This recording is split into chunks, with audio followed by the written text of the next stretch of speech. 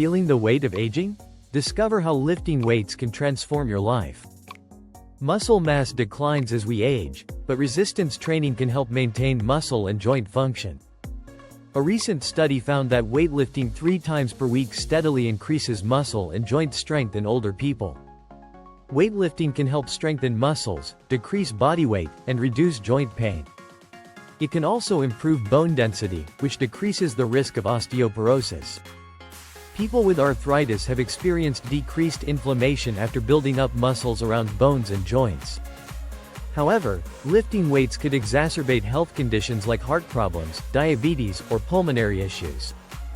Begin with light weights and gradually increase to avoid injury and strain on your joints.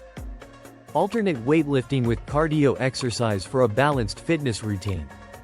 Call your orthopedist for an annual checkup to address any pain and ensure you're on the right track.